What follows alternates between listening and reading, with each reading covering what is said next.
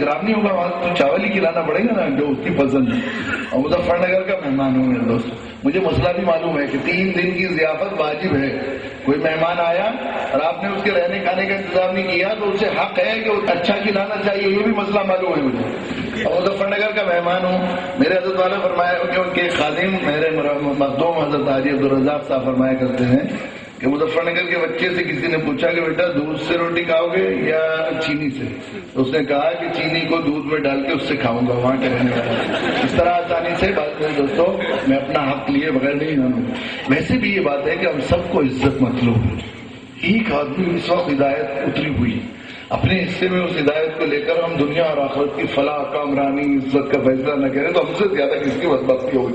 ایک آدمی کی ہدایت پر جو روایتیں مجھے پہنچی ہیں ان کا خلاصہ میں عرض کرتا ہوں. تیری وجہ سے ایک آدمی کو ہدایت مل جائے تیری نجات کے لیے کافی. تیری وجہ سے ایک آدمی کو ہدایت مل جائے سرخ اونٹوں سے بہتر. سرخ اونٹ آج بھی اربوں میں بہت ہی محبوب مال ہے. میں نے پوچھا کہ ابھی اتنا مہنگا ہوتا ہے جتنا مرسیڈیز گاڑی سے زیادہ مہنگا ہوتا ہے سرخ اونٹ. تیری وجہ سے ایک آدمی کو ہدایت مل جائے 100 سرخ اونٹوں سے بہتر ہے. تیری وجہ سے ایک آدمی کو ہدایت مل جائے جنت تیرے لیے واجب ہے. تیری وجہ سے ایک آدمی کو ہدایت مل جائے دنیا اور مافیا سے بہتر ہے. تیری وجہ سے ایک آدمی کو ہدایت مل جائے اس سب کے فتح کرنے سے بہتر ہے جس پر سورج طلوع ہوتا ہے. اور تیری وجہ سے ایک آدمی کو ہدایت مل جائے اس سب کے فتح کرنے سے بہتر ہے جس پر سورج غروب ہوتا ہے. حضرت وحشی کو اسلام کی دعوت فتح مکہ کے بعد حضرت سعد کو لے کر بھیجا کہ جاؤ سعد وحشی کو اسلام کی دعوت دو. تمہاری وجہ سے ایک آدمی کو ہدایت مل جائے اس سب جنگ میں 1000 اسلام دشمن فوجیوں کے قتل کرنے سے افضل ہے. اور بہت سب قبول نہیں کیا وحشی نے.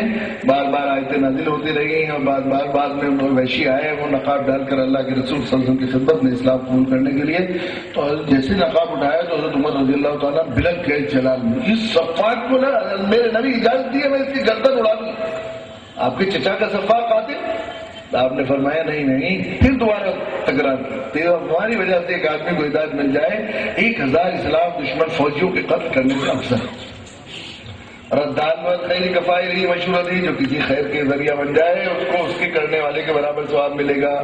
ایک آدمی ایمان میں آیا تو اس کے ایمان کا جتنے اعمال وہ کرے گا اس کے اعمال کا، اس کی نسلیں جتنے ایمان میں آئیں گی ان سب کے ایمان کا، اور جتنے اعمال کریں گے ان سب اعمال کا ثواب اس شخص کے حصے میں بھی مقبول اعمال کا لکھا جائے گا جو اس کا ایمان کا ذریعہ بنے. اور جو کسی بھولے بسرے جو حدیث ہے مشہور، بھولے بسرے بندے کو اللہ کی طرف لاتا ہے، اللہ اتنا خوش ہوتے ہیں. صحرا میں ایک آدمی اونٹ پر سوار ہو کر جا رہا ہے، تھک کر لیٹ گیا، اونٹ کو باندھ دیا پیڑ سے، آنکھ کھلی تو اونٹ غائب ہے سارے سامان کے ساتھ. اب پانی بھی اس پر ہے، کھانا بھی اس پر، سواری بھی، وہ کپڑے بھی اس پر، سب کچھ حالات زندگی اسی پر ہے. اونٹ نہیں ملا، بے چین ہوا، پریشان. جب اونٹ سے مایوس ہو گیا، اس نے سوچا زندگی ختم ہونے والی ہے. اچانک اس نے دیکھا کہ ایک پیڑ کسی جگہ سے اونٹ کھڑا ہوا ہے. اتنا خوش ہو گیا اپنے کھوئے ہوئے اونٹ کو پا کر کہ اسے ہوش نہیں رہا کہ میں کیا کہہ رہا ہوں. وہ کہنے لگا کہ اے اللہ تو میرا بندہ میں تیرا خدا. اس طرح بے اختیار ہو کے یہ خوش ہوتا ہے. اس سے زیادہ اللہ اس آدمی سے خوش ہوتے ہیں جو کسی بھولے بسرے آدمی کو اللہ سے جوڑ دے. اس کا اصل مراد وہی ہے جو کسی کافر مشرک کے ایمان کا ذریعہ بنے. شاہ علماء کے آراء معلوم کی اشارہ حدیث. ہم کوئی بے نمازی کو نمازی بنا دے وہ بھی اس میں شامل کیا جاتا ہے، جی اصل سکتا ہے، لیکن اصل مراد وہی. اتنی فضیلت ایک آدمی کے مسلمان اور نہ کرنے پر وعیدیں بھی بہت ہیں. وہ تفصیل نہ بتا کر ایک فرمان آپ کو سناتا ہوں. صلح حدیبیہ سے واپس آئے اللہ کے نبی صلی اللہ علیہ وسلم تو آپ نے ایک خطبہ دیا صحابہ کرام کو. بستر کھولے نہیں تھے، سب کو اکٹھا کیا اور آپ نے جو ہے خطاب کیا ہے وہ ابن اسحاق، ابن ہشام اور ابن سعد سیرت کے اولین ماخذ تینوں نے نقل کیا. ابن صاحب نے تو یاد کیا لوگوں عیسیٰ کے حواریوں کی طرح مت ہو جانا کہ انہوں نے کہا تو لیکن حق ادا نہیں کیا. جاؤ دنیا کے بادشاہ امیروں تک اسلام کا پیغام پہنچا.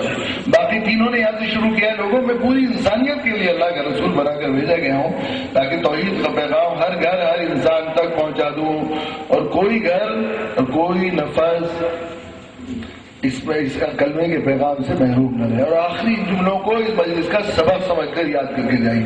فرمایا خبردار تمہاری زندگی اس دین کو ان لوگوں تک پہنچانے کے لیے وقف ہونی چاہیے جن تک نہیں پہنچا ہے. اور آخری جملہ بہت ہی سنجیدگی سے سننے کا ہے. جان لو کہ اللہ کی جنت ان لوگوں پر حرام کر دی گئی ہے جو لوگوں سے معاملات میں لین دین تو کرتے ہیں مگر ان تک دین نہیں پہنچاتے. جان لو کہ اللہ کی جنت ان لوگوں پر حرام کر دی گئی ہے جو لوگوں سے معاملات میں لین دین تو کرتے ہیں مگر ان تک دین نہیں پہنچا. ان کو سودا دیتے ہیں، ان کو سودا بیچتے ہیں، ان سے سودا لیتے ہیں، ان سے اخبار لیتے ہیں، ان سے دودھ لیتے ہیں، ان کے ڈاکٹر بنتے ہیں، ان کو ڈاکٹر بناتے ہیں، ان کے بزنس پارٹنر ہیں، ان سے پڑھتے ہیں، ان کو پڑھاتے ہیں. یہ سب لوگ پکڑیں گے اللہ نے ہمیشہ. میرے دوستوں اس دن آدمی حق کو تلاش کرے گا. آدمی جب جان بچانے کے لیے تلاش کریں گے ہم جواب نہیں دے سکیں گے. اشوک سنگل جی نے تقریر کی تھی ایودھیا میں بابری مسجد کی شہادت کے 2 مہینے بعد کہ یہ مسلمان ہمیں کافر کیوں کہتے ہیں. کافر تو ان کو کہا جاتا ہے انہوں نے انکار کیا. ان پر کیا پیش کیا تم نے؟ ہم نے انکار کیا. کیوں کہتے ہو کافر؟ آج ہم جواب نہیں دے سکتے، کل بھی جواب نہیں دے. پکڑ ہوگی وہاں پر.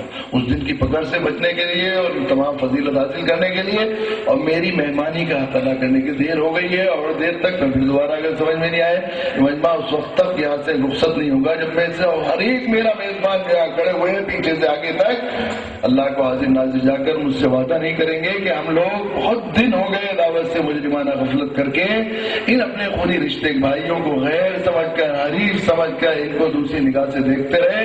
ہم اس مجرمانہ غفلت سے توبہ کر کے اپنے نبی کی اتباع میں رحمت اللہ عالمین بنیں گے اور ہم ان کے ساتھ داعیانہ خیر خواہی کے حق کو نبھائیں گے. انشاءاللہ نبھائیں گے.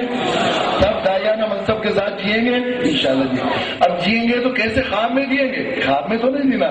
کچھ قدم اٹھانا پڑے گا نا آپ کو. چلنے کے لیے قدم اٹھانا پڑے گا. پہلے قدم کے طور پر آپ ارادہ کیجئے، نیت کیجئے کہ میں اپنے فلانے بھائی پر سب سے پہلے کام کروں گا جو سب سے قریبی تعلق والا ہو. آپ کا پڑوسی ہو، آپ کے گھر جھاڑو دینے آتا ہو، آپ کے گھر کے باہر دکان ہو اس کی، آپ کو پڑھانے آتا ہو، آپ کا ڈاکٹر ہو. جو جتنا قریبی اتنا زیادہ اللہ کی آپ کی پکڑ کر اس کا نشانہ بنانا ہے. ہمیں سب سے پہلے ہاتھ اٹھانا ہے ارادہ کر کے نیت کر کے کہ میں اس فلانے بھائی کی نیت کرتا ہوں.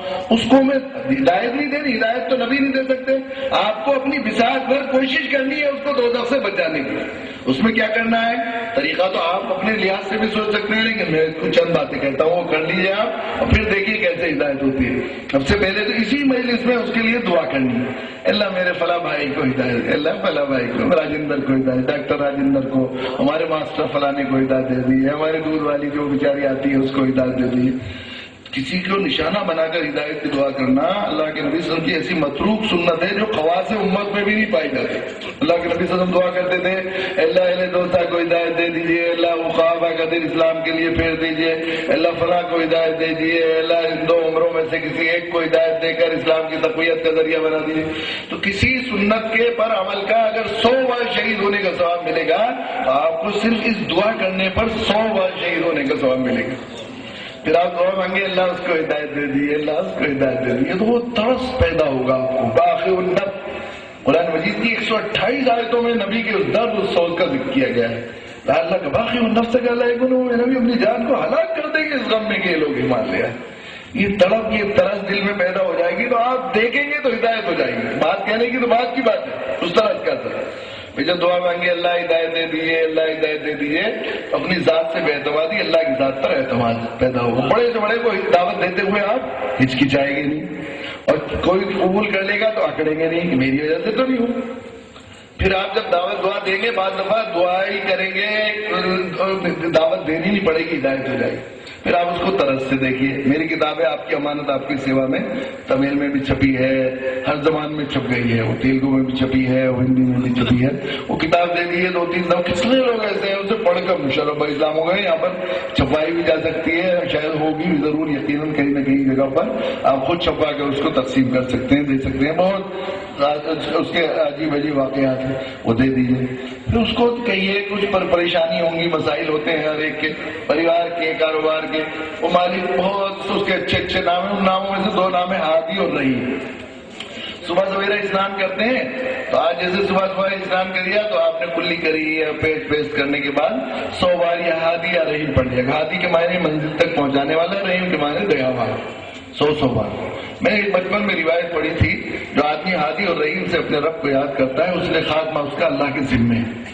ہمارا تجربہ ہے کچھ دن تک یا ہادی اور رحیم سے اللہ کو یاد کرے گا، ہدایت اور رحمت سے محروم نہیں رہتا. میں پچھلے دنوں سروے کر رہا تھا کہ بہت سے دوستوں کو میں نے ادھر ادھر فون کیا، کوئی آدمی ایسا نہیں ملا جس نے 2 مہینے عادی یا رحیم نہ پڑھ لیا اور اس سے پہلے ہدایت نہ ہوئے۔